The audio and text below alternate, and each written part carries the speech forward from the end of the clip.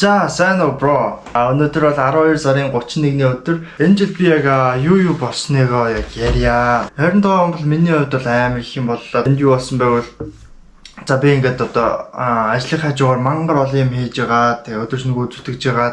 Тэгээд зорьсондоо хүрээд фрилансер болсон байгаа. Тэгээд сая 8 сард ажилласаа гараад бүтэн цагийн фрилансер болоод гэрээрээ ажиллаж байна. Араас нь юу одоо бодож хийж байгаа вэ гэвэл за фрилансингаар би ингээд бас учраа олчих юм байна. За би бүтэн цагийн ажиллаар цалингийн орон зүгээр явж болж исэн. Фриланс хийгээд олон ажил аваад өндөр төлбөр авч болох юм байна. Фриланс чинь ингээд одоо бас ижлэн цагаа зарж одоо мөнгө олж байгаа. Яг миний одоо чадвараар яг өөр юу хийж болох вэ? Яг ямар одоо илүү үр дүн гаргаж болох вэ гэхлээр за би ингээд бизнес эхлүүлэх юм байна. Би жишээлбэл нэг SaaS одоо бизнес эсвэл одоо аппликейшн хийгээд 10 хүнд зарж болно эсвэл 1000 хүнд ашиглаж болно. Тэгээ орлого нь одоо ингээд харьцангуй өөр авах боломжтой байхгүй. Сарын одоо ингээд төлбөр төлдөг програм байх юм бол тэгээд тэр нь одоо миний ингээд цаашдаа одоо юм фриланс их ажлыг маань хөнгөвчлөөд одоо ижлэхэн орлого олдог мөртлөө би зүгээр одоо бизнес удирдах хүмүүс менеж хийгээд өөрийнхөө одоо бизнесийг л ер нь удирдах юм боломжтой болох гэсэн үг л дээ.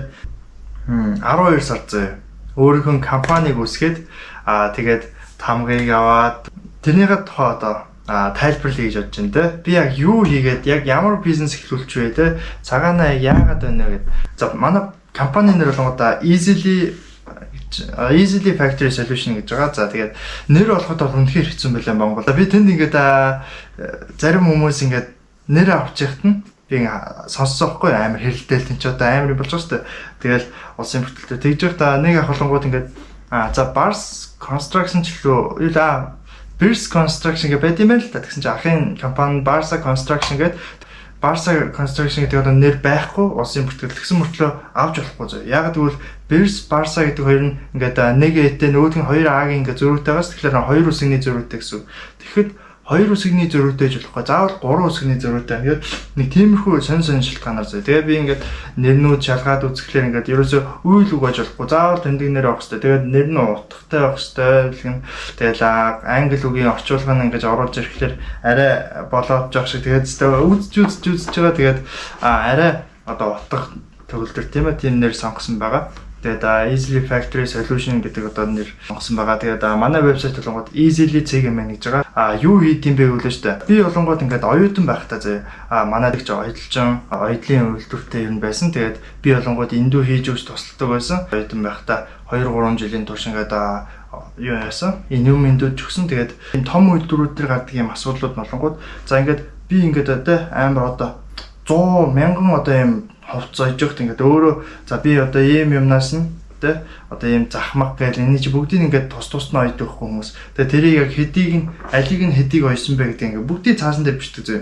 Тэгээд ойдлчт нь бичээ тэрийг ингээд шалгаал бичээл ингээд тэгэл амар их цаг өрөө. Тэгээ өдрийн хагасыг орыг тэнд үрээл тэгснэ тэндээс нь ингээд нөө юу одоо нэгтэл нь хараал одоо цалин малингаа өгөхийн тулд те бүгдийг хянаад бүгдэн дээр нь гэж бодоод за тэр нь нэг тэдэн төгрөг те одоо энэ захыг жил оёл 100 төгрөгөөр ойж ийн гэж бодъё. Тэгэхээр одоо 1000 зах ойлоо те. За тэгээд бодно шүү дээ. Тэнгууд энэ амар их одоо асуудалтай гэж харсан баггүй.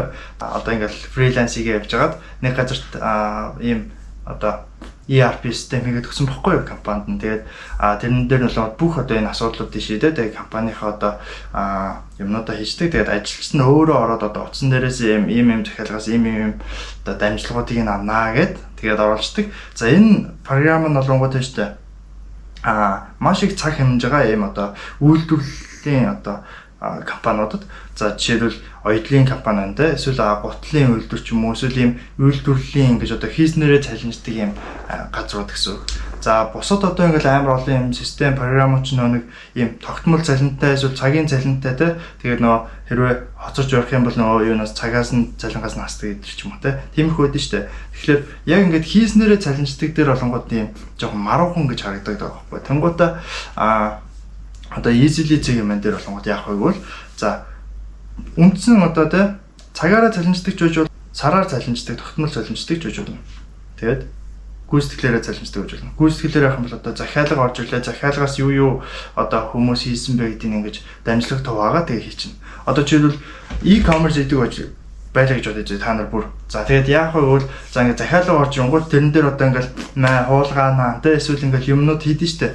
Тэр бүрийг одоо тэр ажилтнуудаа ингээд одоо веб одоо easily дээр бүртгэхэд тэгэнгүүтээ тэр хүмүүс яах вэ гэвэл за би ийм одоо тэ за 1000 хайрцаган дээр ингээд наалтнасаа тэ тэгээд нэг нь ингээд 100 төгрөгөөр наасан гэдэг ийм одоо үнэлгээтэй байлаа гэж бодоход за би ингээд энэ сарын хугацаанд ингээд тэ 100,000 төгрөг ингээд авах боломжтой авах ёстой ч гэдэм үү тэ тиймэрхүү байдлаар ингээд одоо бодож цалингаа бодох юм боломжтой болж гэсэн үг байхгүй. Тэгэхгүй бол одоо тэ за ингээд тимнаас нь за тэдий гэж одоо хэдэн зарагцсан яасан гэл амар бол юм болд нь шүү дээ. Тэр мэрийг бүгдийг ингээд менежж энэ дотор тэ тэгээд үнэхээр одоо дамжлага гэж болохоор за энэ дамжлага дээр асуудал гарлаа. Тэгвэл яах юм буцаад нөгөө тэ одоо энэ ингээд захын ингээд одоо сонио хийсэн ч юм уу те эсвэл тийм ханзарсан яадаг чи те тийм асуудал гарангууд за өө энийг юу ачаа хэн хийснийг харъя гингууд шууд систем дээрээс вебсайт дээрээс ороо авчна.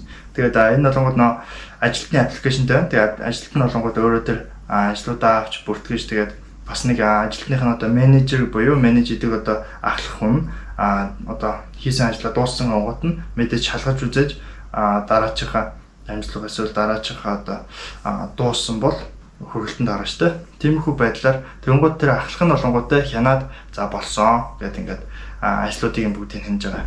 За ингээд бүх юм болчлоо зөө. Тэнгууд ингээд цааш нь амар олон юм алхмууд байгаа. Өнөөдөр би за энэ сар ингээд би хэдэн одоо төгрөгийн цалин авч байгаа юм байдгийг шууд хүн харна. 2-7 хоног ажиллаа хийчихэд ингээд шууд харж байгаа хөөхтэй. За ингээд сар дуусгаад би яг ийм цалин авч ин за миний хүссэн цалин мөн байна гэд өөрөөсөө хүмүүс хараад хүссэн цалингаа одоо тэндээс ингээд шууд гаргаад авчихсан гэсэн. Тэгэл цалингаа бодох системж бүгдээрээ нэг дор авах юм. Тэгэхээр ерөөсөө ингээд за цалин бодлоо дарлаа компани хөрөнгө байна. Одоо жишээл keyboard одоо лаптоп ч юм уу бүх юмаа бүртгэдэг те. Тэгэл энэ чинь компани бүтэн одоо ERP систем баг. Тэгээ би энийг аль хэдийн өмнө хийсэн болохоор тэрийгээ яг одоо дуурайлгаж хийгээд гэхдээ энийгээ би одоо SaaS систем буюу одоо SaaS гэдэг нь болохоор software as a service гэж байгаа. За software as a service гэдэг нь болохоор программыг одоо үйлчлэгээ болгож зарж байгаа. Тэгээ үйлчлэгээ гэдэг нь болохоор жишээлбэл манай программыг сар болгон төлбөрийн төлж аваад за тэгээд сарын одоо төлбөр үйлчлэгээ авч байгаа гэсэн үг шүү дээ. Тэгээд үйлчлэгээ аваад тэгээд манай одоо easily ашиглах гэсэн үг.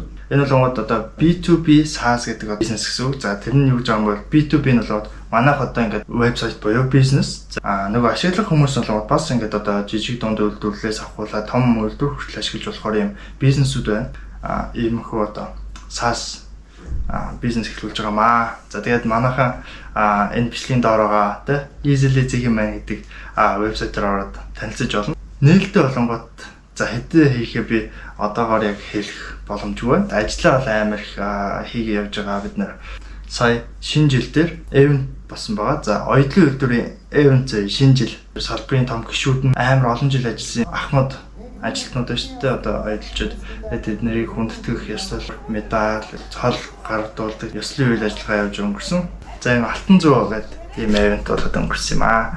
Тэр болгоод би ингээд шоколадаар дайлсан байгаа. QR код. Энэ QR кодоор нь болгоод манай вебсайт руу ороо авчна. За юу гэж вэ? Шоколад тараа. Event бол аюу гоё болоод өнгөрсөн. Дээрээс нь олонгууд хүмүүст азад нь шалгаруулсан байгаа. За easily дээрээ 720 мянган төгрөгийн эрхийн бичиг хоёрыг гаргаж өгсөн. Тэрэн дээр жоох юм бодлаатайсан. Тэгээ бодлан гэдэг нь юу шүү зэ? Тийм буруу юм биш зэ. За би ингээд азад нь шалгаруулах юм байна гэдгийг ойлгоод өөрөө юм азадны юм бичиг одоо хэвлээд очисон бохгүй. Тэгээ хоёрыг хэвлэзээ хоёр угаасаа өндөх юм чинь. Тэгээд очисон чинь тэд нар нь ингээд нөө event-ийн хүмүүс нь өөрсдөө ингээд хэвлэлсэн байсан. Бэлцэн юм аюудсан тэр азадны хэсэгт нь ингээд тавьчихгээд өгсөн. Тэг өнгөта хайзан дээр хоёр хүнд азадтанда ингээд эрхийн бичиг өгсөн. Астон 3 сарын эрхийг тэгээд нөгөө нэг тэнд нэг байсан би хоёртай синхлэж нэг илүү гарч байгаа сте. Яг бэлэг гардуулдаг үйл ажиллагаан дээр бол ингээд одоо хоёрыг өгнө ялцсан чинь ингээд хоёрыг өгчигээд тэгээ нэгийг цааш тавьсан байсан. Тэрийг бас ингээд одоо өөр хүнд өгчигээд тэг өгсөн байгаа. Оюутл хийдэг хүн бүрт одоо ийм толгойн өвчин болдог ийм асуудлыг одоо шийдэж өгсөн болохоор тэрийг ингээд аюу гоё өндгөө ингээд хэрэглүүлнэ гэхлээр бүр амар гой санагдаад байгаа байхгүй юу. 26 онд олонгууд easily-гээ ашиглалтанд оруулаад тэгээд нийт одоо 100 клиенттай болох юм том зорилго тавьсан байна. Дотроо 2-3 ажилтнтай ч байсан ашиглах боломжтой тийм том програмыг одоо хийж байгаа. Гол одоо орлогын хөсөр маань фриланс байгаа болохоор яг фриланс дээр бас ингээд давхар ажиллаа явж байна. Гэхдээ миний ингээд ганц ингээд гол зорж байгаа юм болонгууд нэг юм маш хурдан явуулъя. Аль болох их одоо цаг ингэж гаргая гэдэг юм бодолтой байгаа. Би нэг номыг 2 удаа уншсан баггүй 25 онд. 24 онд бол тэрийг бас нэг удаа уншсан. Тэр нь болонгууд The One Thing гэдэг байхгүй. Нэг юм дээр төвлөр.